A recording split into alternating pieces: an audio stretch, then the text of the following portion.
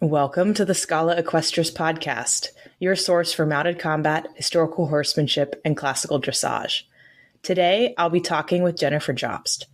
Jennifer is an independent scholar with a PhD in information sciences and a long-standing interest in horse training techniques of the pre-modern era, as well as their practical application and relationship to modern riding. She has presented at several conferences and authored papers on riding and training, from 13th century hippiatric treatises to furusiyya books from the Mamluk Golden Age to 16th century riding performances and their relationship to dance. She also experiments with the techniques and exercises from original sources with her own horses to better understand the skill and practical application of pre-modern texts. Jen, thank you so much for joining me on the Schola Equestris podcast. I'm super excited to talk with you more about a couple of your research areas. We will start first with the rapid fire questions. So are you ready for those? I am ready. Excellent. So first off, whereabouts in the world are you? I am in Austin, Texas, where it is currently 38 degrees centigrade or 100 degrees Celsius, and it is only June. That sounds difficult for both humans and horses. It is not ideal. If you know anybody who has a spot in Canada, that would be great. Yes. And how old were you when you learned to ride horses? I think I was about 12. I remember it very clearly. I was coming home from ballet practice. I had done ballet since I was quite small. And I told my mother that I did not want to do ballet anymore, that it was awful and I hated it. And she said that was fine, but I had to take up another sport.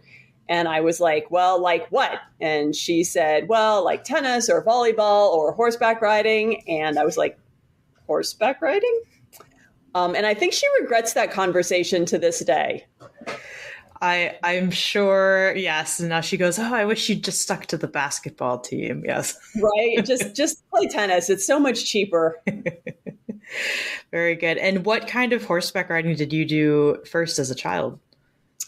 I started at a hunter jumper barn near our house growing up because a friend of our family also happened to ride there. And it was my parents know nothing about horses. They still know nothing about horses. So it was the best my mom could do. But yeah, that's where I started riding. How did you end up getting interested in historical horsemanship and mounted combat and all of these other things? So I've been a part of the Society for Creative Anachronism in the U.S. Since late high school, sort of off and on, honestly, a bit more off than on. But the thing that really got me interested in riding, medieval riding specifically, was a bit that was done on NPR. Gosh, it must have been the late 90s. And it was about a reenactment that Kate, oh goodness, I have her book on my shelf. I'll have to go find it. She's out of UC Berkeley, and they did a reenactment of de Pluvinel's Ballet de Cheval. And so NPR covered this piece. That's National Public Radio. They covered this piece, and I was like, who is this guy de Pluvinel? Because they were saying, it's around 1600, and they were doing ballets on horseback, and it was to music. And I'm like, holy cow, who is this guy, and what were they doing? And so that really sort of got me started. De Pluvinel was my gateway drug, and that was one of the few books that you could get in English in print at that point in time. Everything else was on microfiche and extremely hard to get hold of, and basically nothing was translated to English.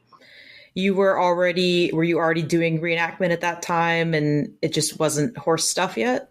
Yeah, I was, but not with horses. Got it. And then you sort of put them together after that, in a sense.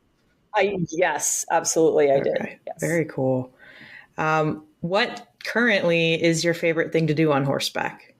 At this exact moment, my favorite thing to do is playing with my horse, Leo. When he's feeling particularly good, he likes to offer whatever things he thinks I might like. And sometimes that is terre-à-terre. Sometimes that is a very enthusiastic piaffe. Sometimes he thinks that he should passage instead of trot because that's just more fun and he gets more cookies for it. And then sometimes he just gets stuck in Spanish walk, and I'm like, could we please be normal for a moment here? But honestly, it's the joy of riding a horse who wants to do cool things and thinks they're fun and makes me laugh, and I have a good time. So that's honestly more fun than any competition or anything else for me right now. Just enjoying time with your horse. How old is Leo? Leo is 11 this year.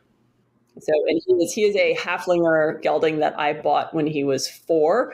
And he was about as wide as a 2x4. And now he is approximately the same width as he is high.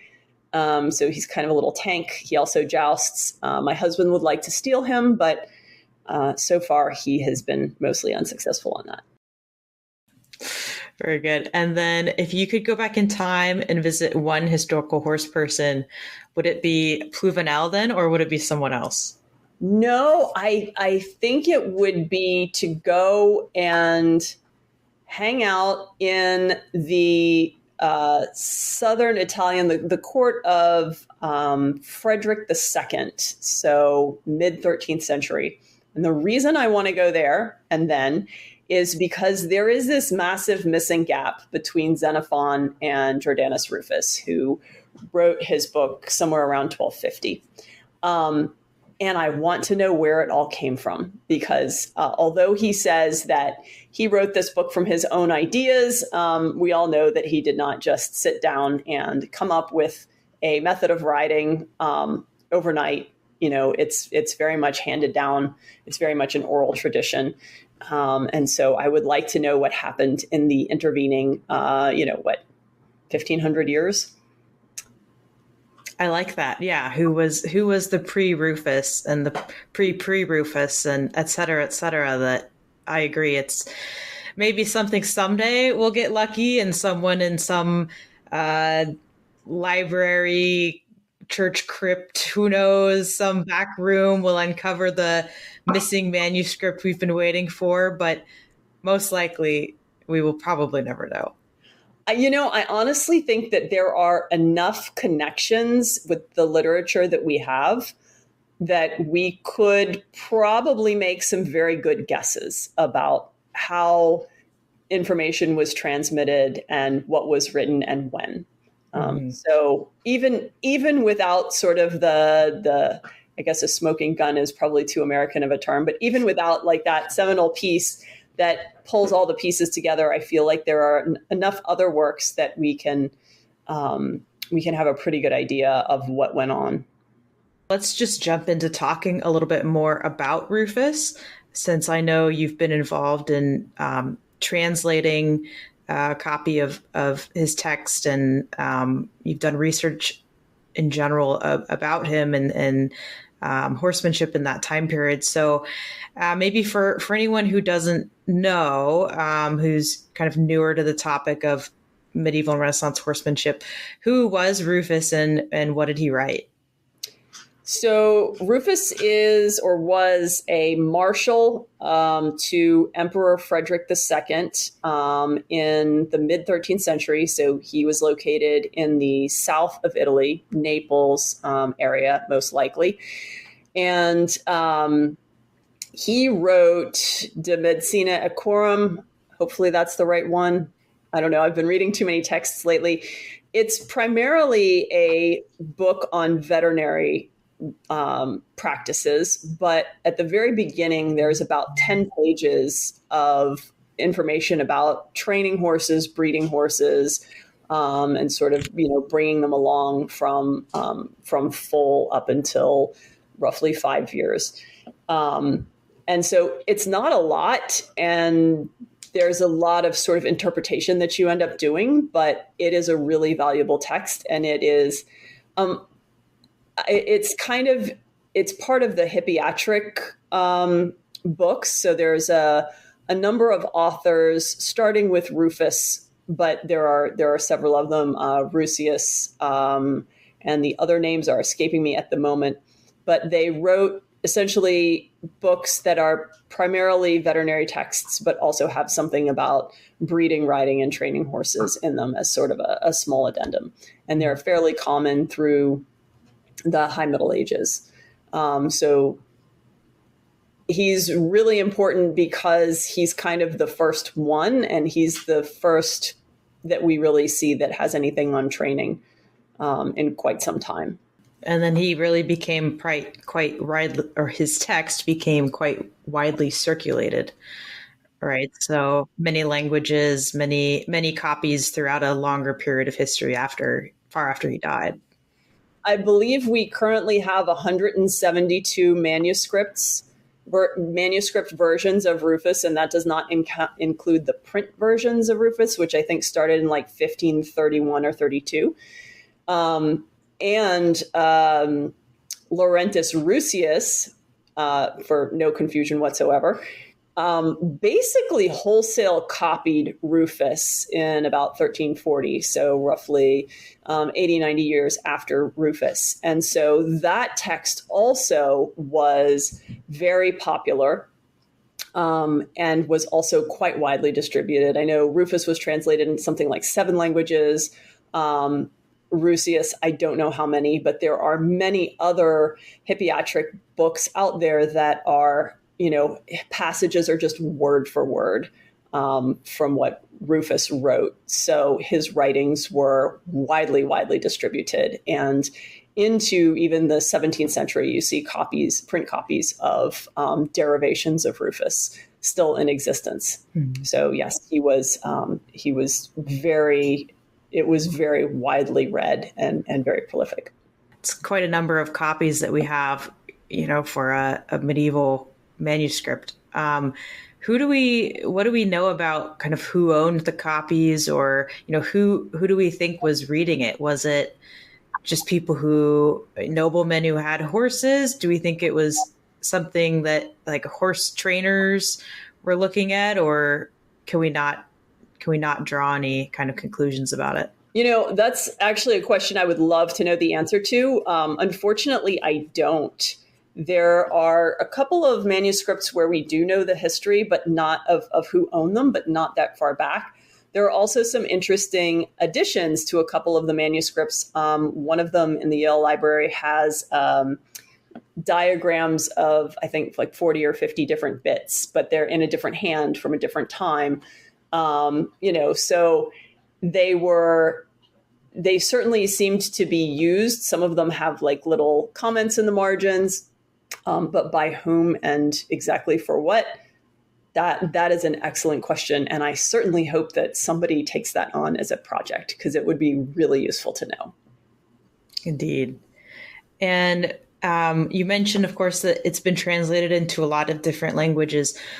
What did you use when you translated it? What languages? Right. So translating Ruffus has been a project that pretty much everybody I know is like, yeah, somebody should do that. And then you start looking into it. And when there's something like, I think there's over 100 Latin. So we don't have the original. I should preface all of that. But there's something like 100 Latin manuscripts.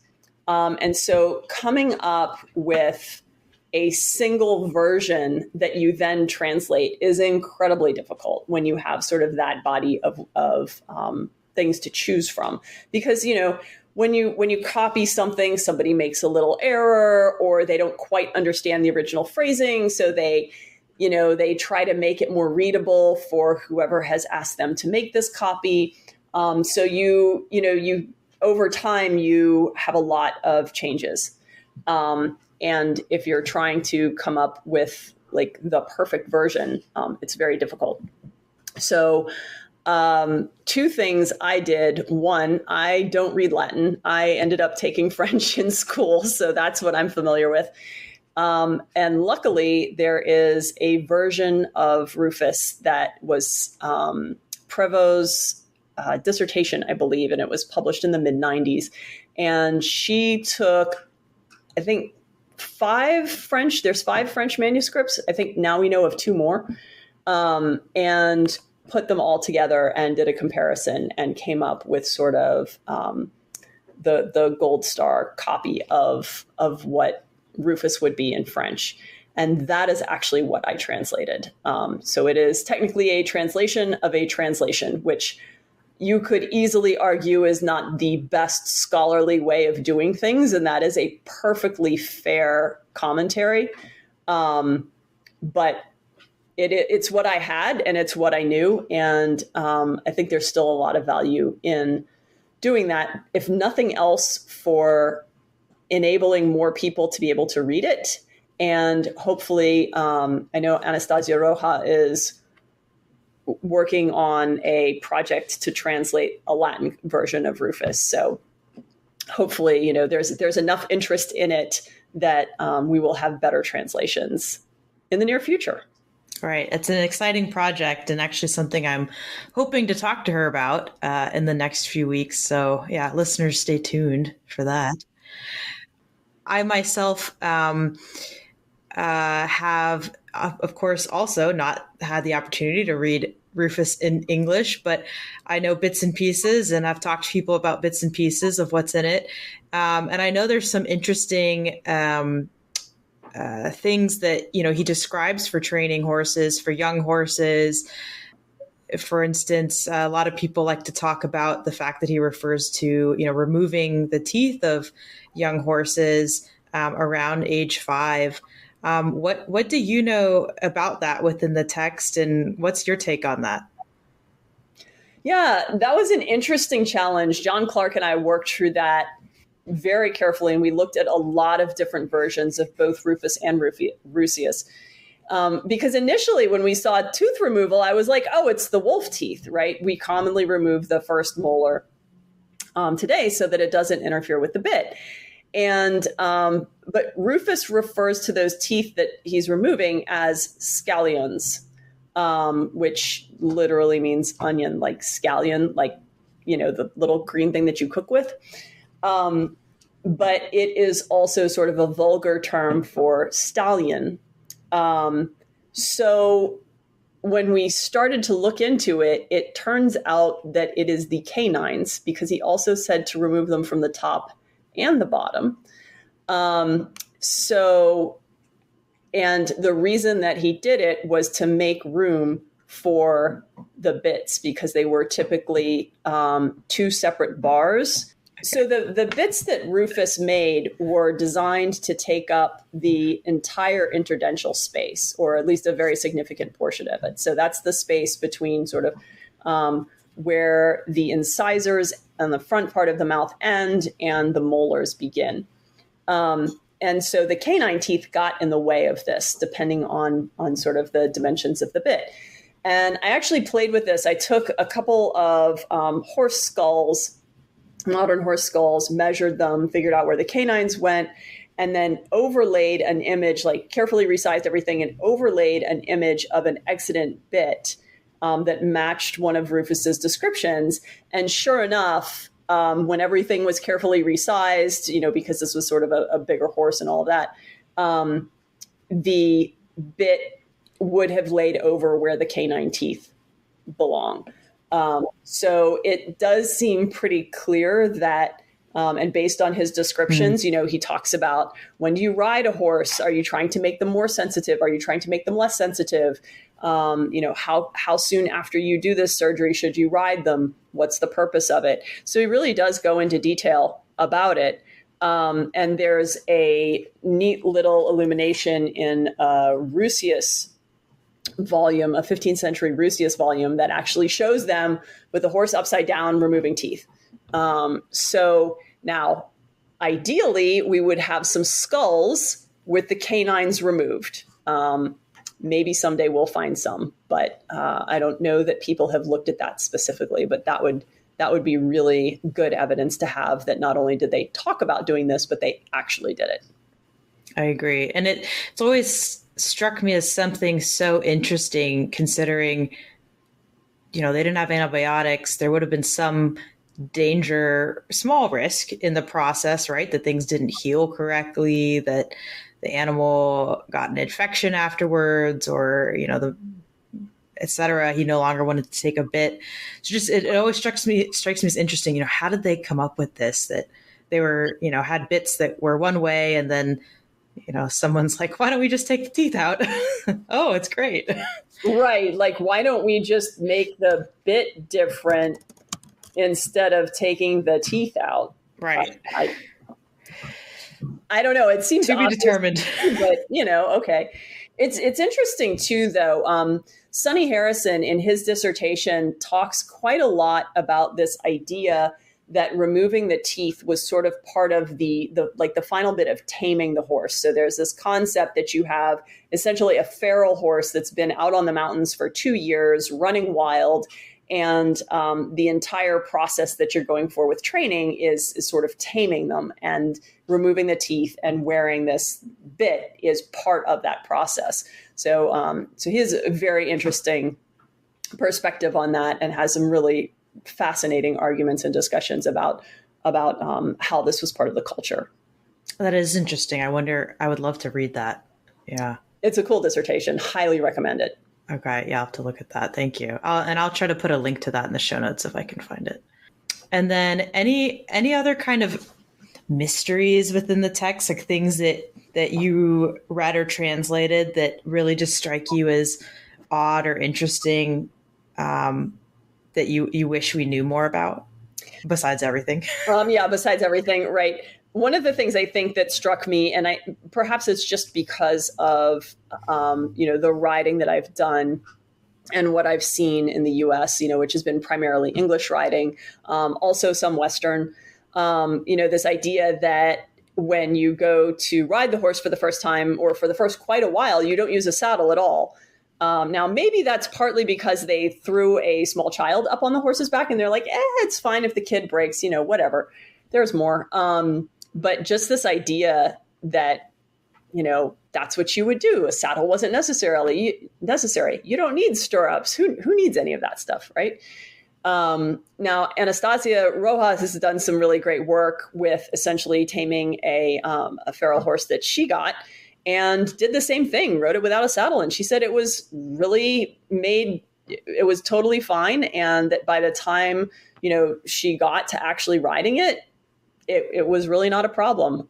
So I think I'm old enough that I should not do that. And throwing a young kid up there sounds like a great idea to me. I was just thinking the same thing. I said, that sounds like something else I'll have someone else try. I think if it's me, I want to have a saddle on first. Yeah. So that was one thing that struck me. Another thing that I really enjoyed was this little line in there. He talks about putting a wool cover on the horse in the winter, but also a linen cover on in the summer to protect the horse from bugs. And I look out my back window to my horses, who are like all decked out in fly sheets, and they have their little fly masks on and their little boots and everything. And I'm like, some things never change. So theirs just aren't made of linen. The thing that I really wish he had spent more time writing about, though, is obviously the training part. So he does talk about taking a horse out in a fallow field and going in a straight line and then turning them. And so he's talking about red op, right? Straight line with turns at both ends. But I wish he had included more about what he's doing there and what the specifics are. So those are things that, again, I think we can make inferences from later texts that are more descriptive, but unfortunately, he just doesn't provide us with, nearly enough, right? Mm-hmm. Not as much as we'd like. But the fallow field thing, I think a lot of when modern person hears fallow field, they're probably just thinking of an empty field that's flat and just not like one with stuff sewn on it. But what was a fallow field to a medieval person? Right. So that's actually a plowed field. So it's going to have deep furrows. The dirt is going to be loose and fairly deep. So this idea would be, and I've actually seen people do it modernly, where the furrows, hopefully your horses weren't drunk, or whoever was plowing your field wasn't drunk, and they made semi-straight lines. So you have an easy track to follow. Your horse goes in a semi-straight line because that's going to be easier for them. And then the turns on either side can be tighter because you're sort of turning in a little valley. And the idea is that your horse wants to stay in that valley and not go into the deeper dirt on either side of it. Mm-hmm. That definitely makes sense to me. I lived for 5 years in Iowa, and we would ride around the cornfields, depending on the time of year, when the corn wasn't wasn't planted or high. And yes, it was exactly that. It was like a channel. You could just go forever, perfectly straight. With a very young horse, it was nice. Yeah, definitely. And there's also, the deeper, softer soil is a little harder for them to work through. So slows them down and hopefully prevents any ideas of any shenanigans. Yeah. Let's switch topics because I really want to touch on the Mamluk Lancework. I think that's just such an interesting area that for me as a primarily kind of Western medievalist background, it was something that when I first heard you talk about, I realized, wow, I know absolutely nothing about the Mamluks. Who were they? What were they? So I am the wrong person to ask about that. I wish I knew more. But to your point about not knowing anything, one of the biggest things I think that we struggle with in research, and this is just the community in general, right? Not necessarily like scholars at universities, just the community as a whole is, we have enough trouble with languages in the Western European sort of genre, right? We have a wall when it comes to, Arabic texts because there are so few people who can speak both, who speak both Arabic, have an interest in horses, and speak English or some other, European language and can actually sort of unlock everything that's going on in the furusiyya literature. And of course, it's the same block if you look at like Sanskrit literature or anything from Japan or China. There's literally just this wall. We have no communication back and forth, or virtually none, I should say. So I think that's a big challenge. There are some people that are working on it, and I'm really looking forward to sort of what we unlock in the near future. As for the Mamluks, that's a dissertation in of itself. People have written like really massive books on it, on their culture, on how they evolved. So I am definitely not the person to talk about that. I am afraid I would make too many mistakes. That's okay. Any particular like books on it that you've read that you feel like were really good? Yeah. So the cool thing about the furusiyya literature is that somewhere around 900-ish, and remember that their year system is different than ours. There was sort of the original furusiyya book that was written. And from that, everything was copied from.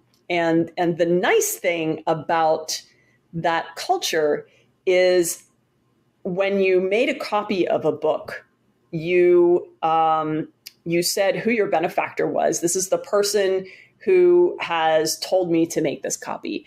And I am making a copy of this book that belongs to his cousin, who is the sheik of so-and-so, whose stable master knew so-and-so, who knew the original guy who wrote the original book, right? So you have this very beautiful way of tracing, and they wrote really great notes on this because those connections were incredibly important to them and sort of gave legitimacy to everything they wrote.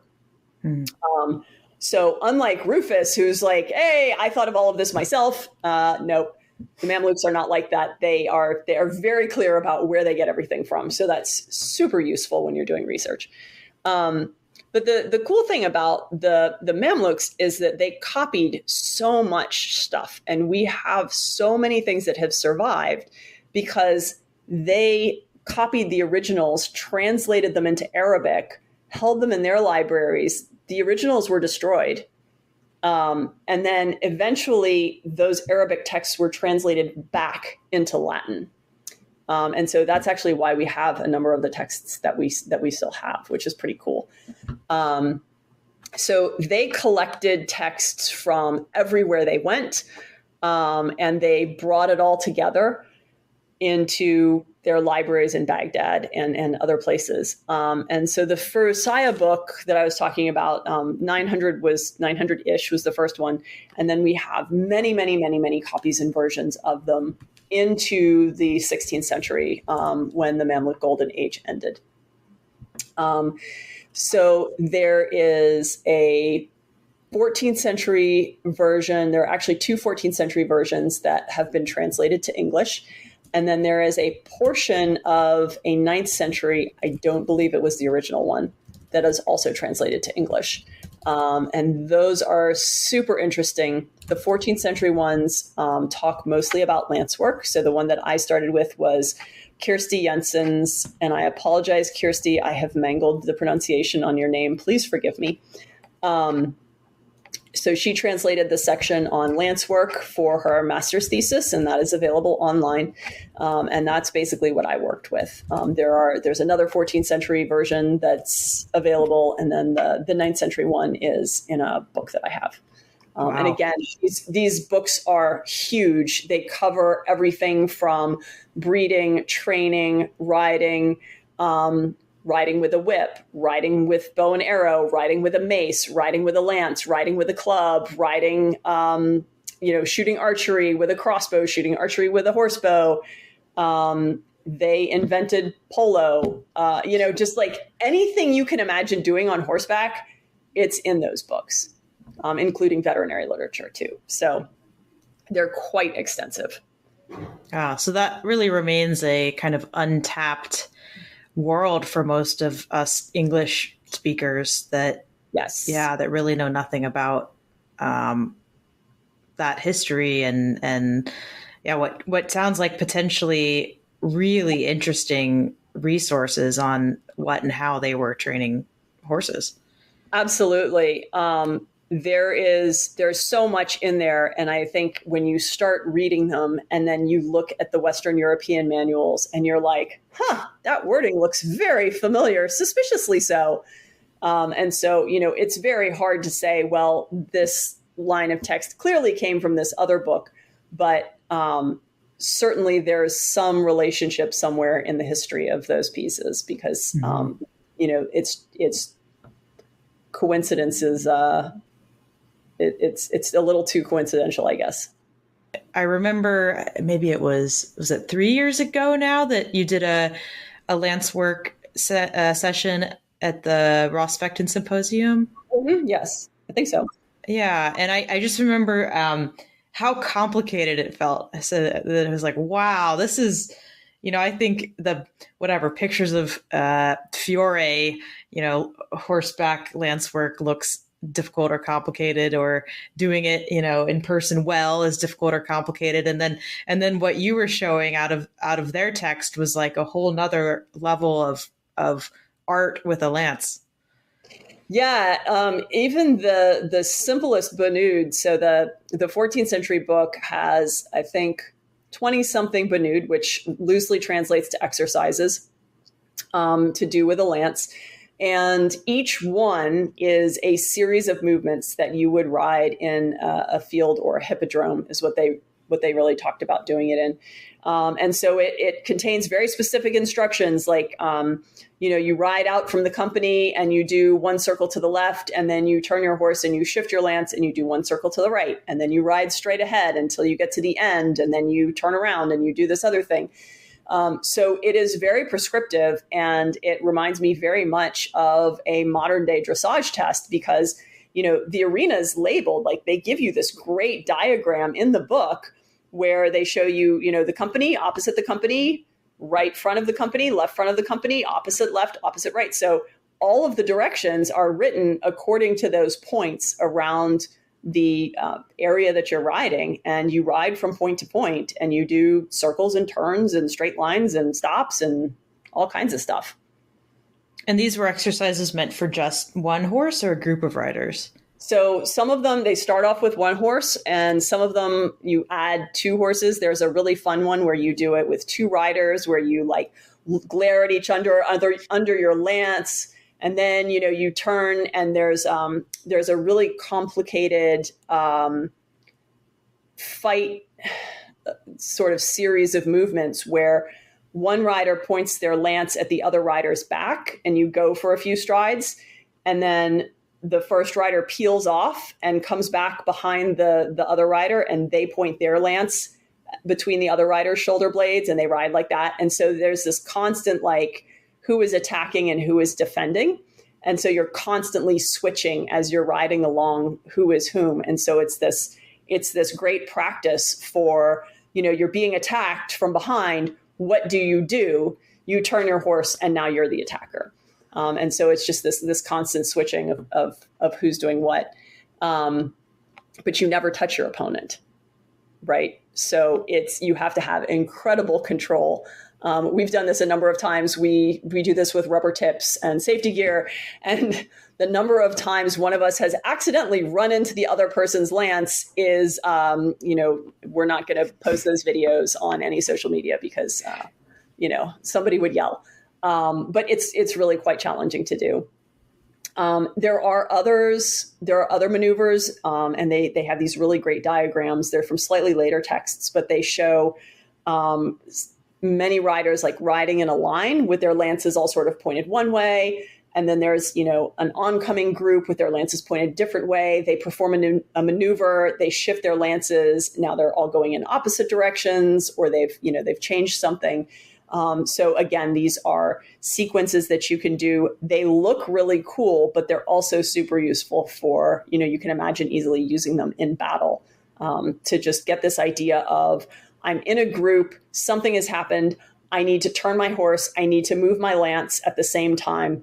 And I've practiced that enough times that it's just second nature of shifting my lance from side to side or grip to grip as I'm riding.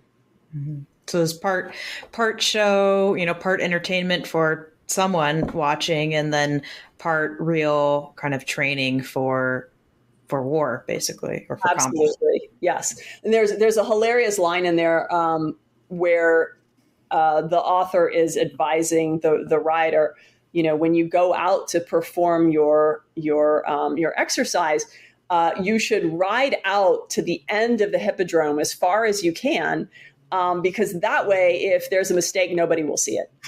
And I'm like, oh yeah, they look great way over there. I have no idea what they're doing. They look fantastic. Yeah.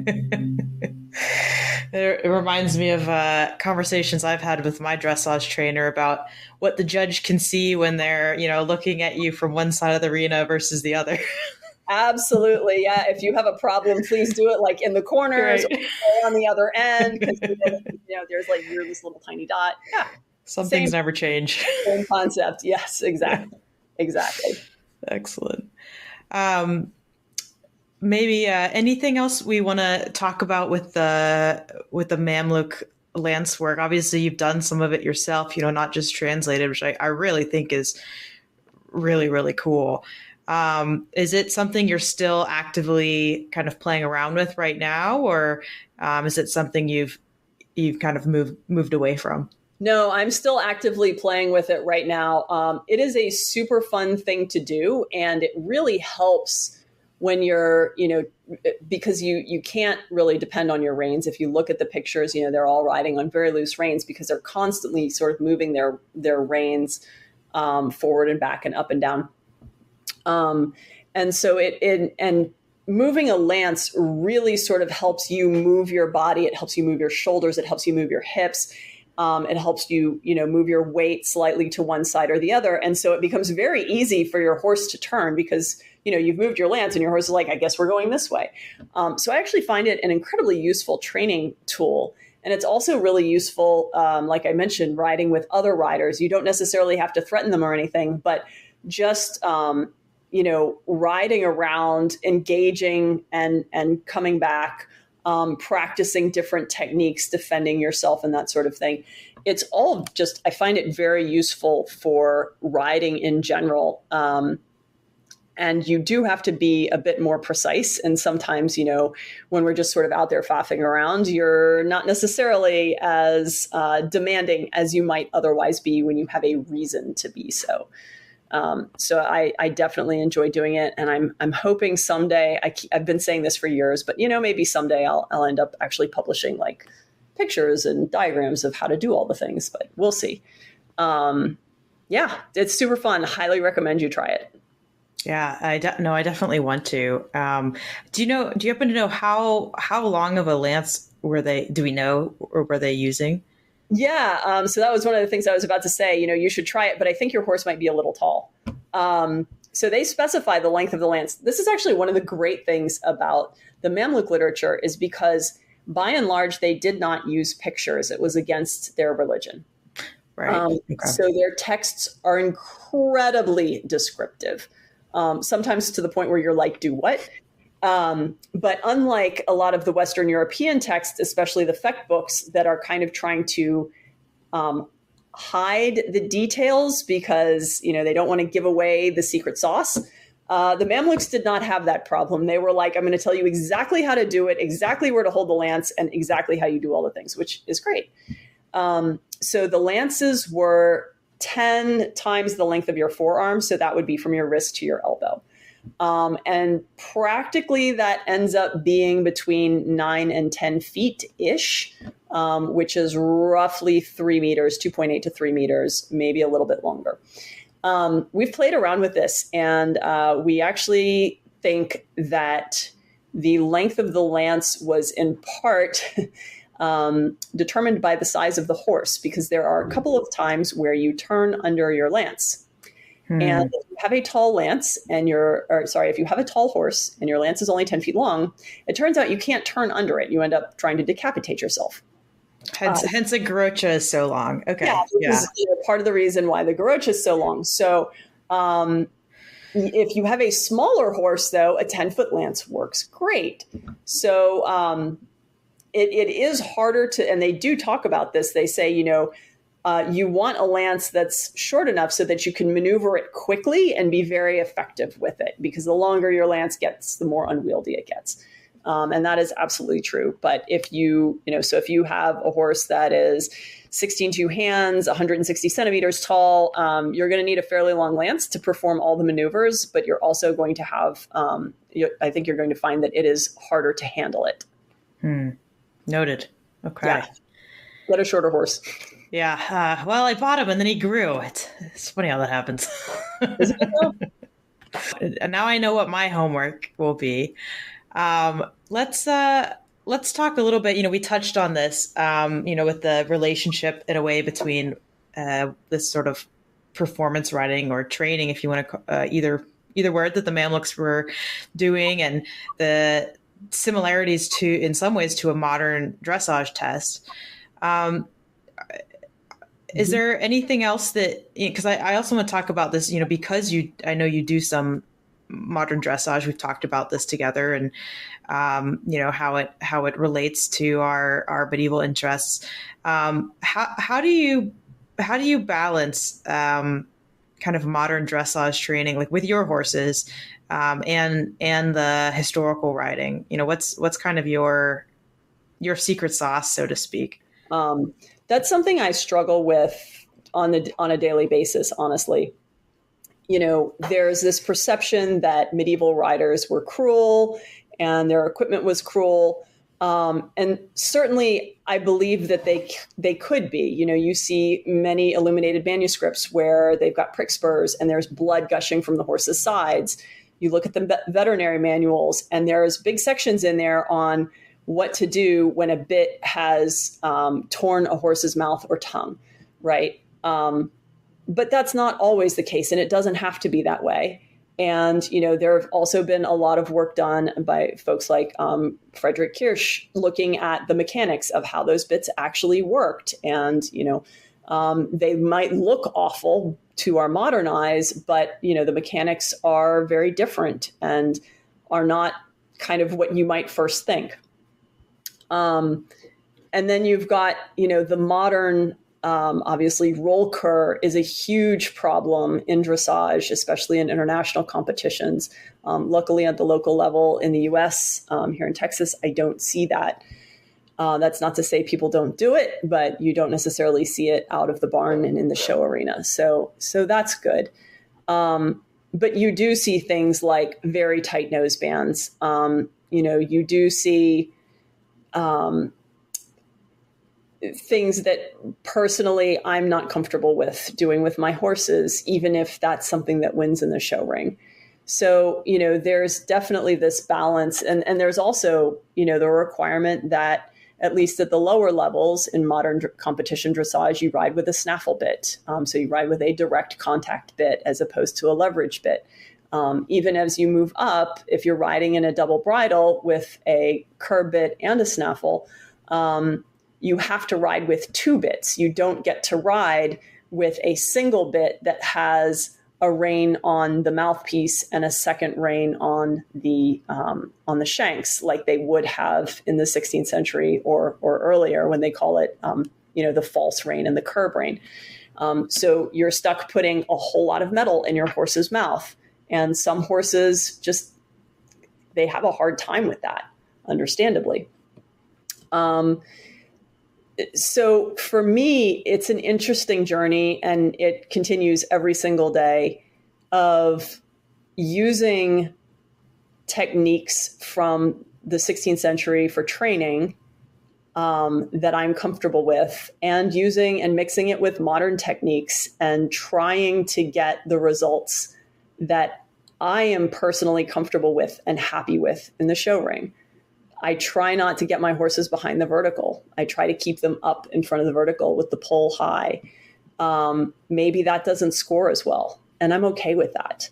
I know that biomechanically I'm doing the right thing for my horse, and that's the best I can do. So I think it's a real challenge, honestly. I agree, and I'm kind of in a similar boat, right, where I have a little bit of one foot in two different worlds, so to speak. I do some modern dressage stuff with my horse, and have a day of the week where I, use a modern saddle and a modern bit, and then another day of the week I'm in the medieval saddle and more medieval style bit, and ideally, I want my horse's carriage to be good in both of those situations, right? And have be relaxed and uphill and all of the things. And, I certainly feel like the beauty of someone's working with modern instructors who have a good classical education is they can say things in a way that, don't exist in the text, right? They can put things in modern language, use whatever, modern examples to talk to us about how to do something, and then now I finally get it, right? Where no matter how many times you read Pluvinel over and over, right, it's never gonna translate for you and your horse, at least not for me. Right. One of the things that I find the most useful about the 16th century texts is, I feel like, and maybe this is my personal experience, so I don't want to, say that this is how it is everywhere. But my competition dressage history was essentially 20-meter circles forever. And then, working in the corners and that kind of thing. And then eventually one day we got to do 15-meter circles.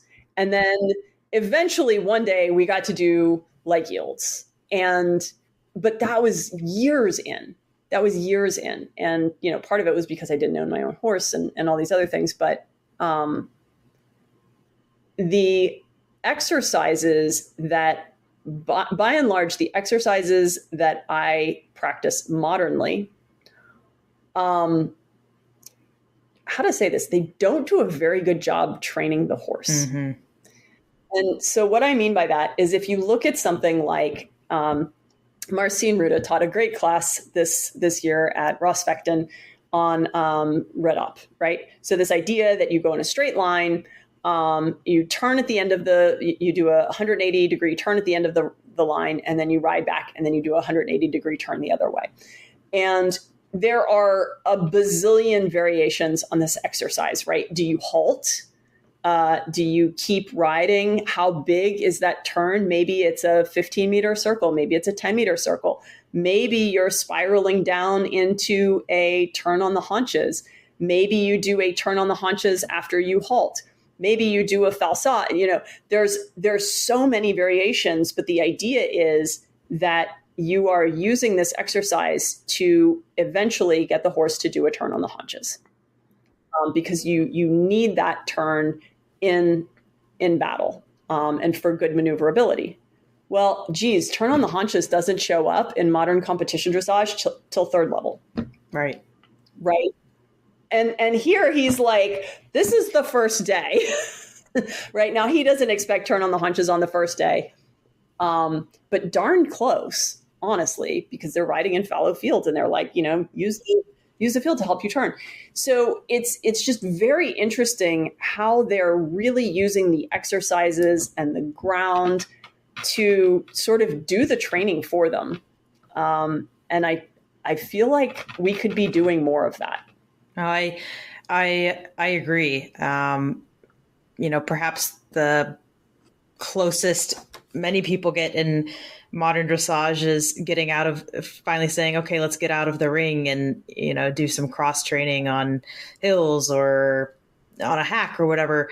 But that's, there's so much more than simply the modern 20-meter circle and the pieces of the next level dressage test that you're working on to do at the next show, right? There's so many more things that might actually be more effective. I mean, I like to think that in the medieval times that they were trying to be effective, right, with their time and their horse training, and they wanted it to be done efficiently. And I doubt that, they would have written those things down if they felt like it was garbage, right? If it didn't work. Right. Yeah. So it's interesting. I've got a 4-year-old now, and I've been using a lot more of the training techniques or just the exercises. And like, he already does a passably good turn on the haunches. He can't canter under saddle yet, but he does a passably good turn on the haunches at the walk, right? Okay. One thing at a time. So it's interesting. It's really interesting. Yeah. I would love to hear more from people who have stuck to those methods, and experimented with a young horse, and, to get sort of real modern feedback on those exercises. Not just to say like, oh, I can do it with my, fully trained horse, but like, no, how did it go with your young horse in training? And, what did you notice? What did you see in doing it? So to be determined. Yeah, for sure. Yeah. So we're, getting close to being out of time here. I wanted to talk to you a little bit more about, again, this sort of balance of modern dressage versus historical. Because I think, there's a lot of folks out there that want to get involved in sort of historical riding or want to get more involved in mounted combat. And, maybe they've got sword experience and the horse thing's newer for them. Certainly, like, at least within, whether you want to talk about what's available in America versus other countries, but what advice would you have for a newer rider who wants to start looking at some historical techniques and explore historical dressage? Any words of wisdom for them? If I had to do it all over again, I'd probably start out in working equitation. That did not exist when I started riding. That's a fairly recent invention, which is cool.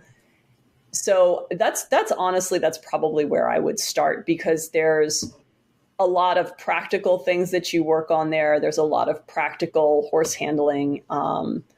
And, also things like reined cow horse, I think, is really interesting. And I'm sorry about my cat.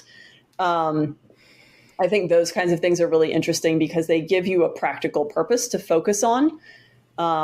You do want to be careful, obviously, about getting your horse too low or things like that you would be more concerned about in medieval riding. But just for the purpose of having a goal other than riding a perfect 20-meter circle, not that I'm bitter about that or anything. and just really situations where you can use the horse and for a purpose where they have a job. I think that's something that I feel like I wish I had had earlier on in my riding career. And I would hope that if people are interested in medieval riding, that they would pursue. And definitely, of course, like being with your local HEMA groups, reaching out to folks, just introduce yourselves. You never know, we have Wednesday night practices here at the house, and like, it's not advertised, it's word of mouth. So it's just, making connections, asking around, and you never know what you're going to find.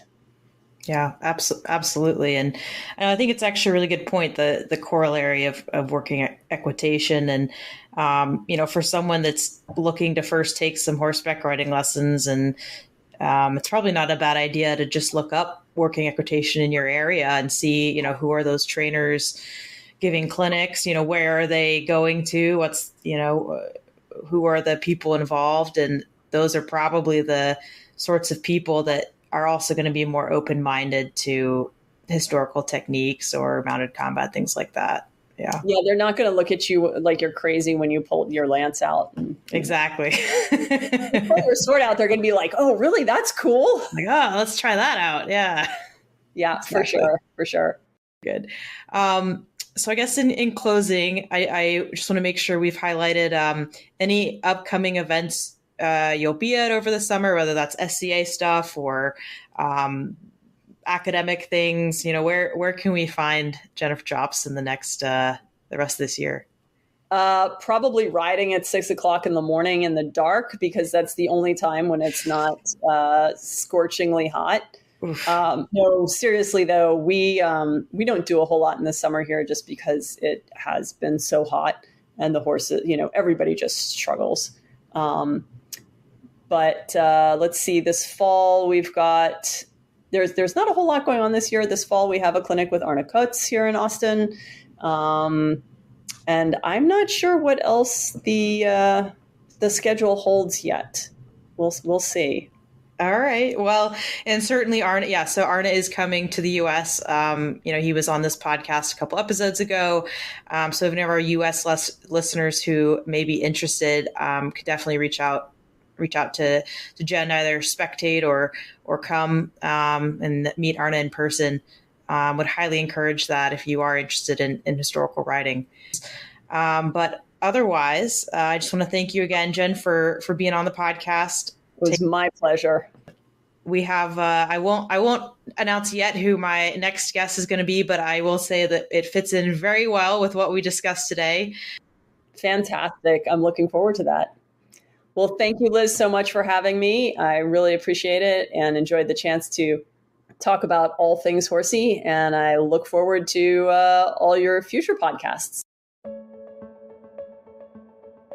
For more of the Schola Equestris podcast, please follow us on Facebook, Instagram, YouTube, or your favorite podcast platform.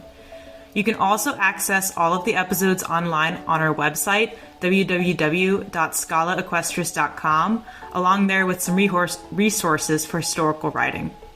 If you enjoyed what you heard today, please continue to like us and share the podcast with your friends. I'd also love to hear from listeners on who you'd like to see interviewed next, or what historical horse topics you're interested in learning more about.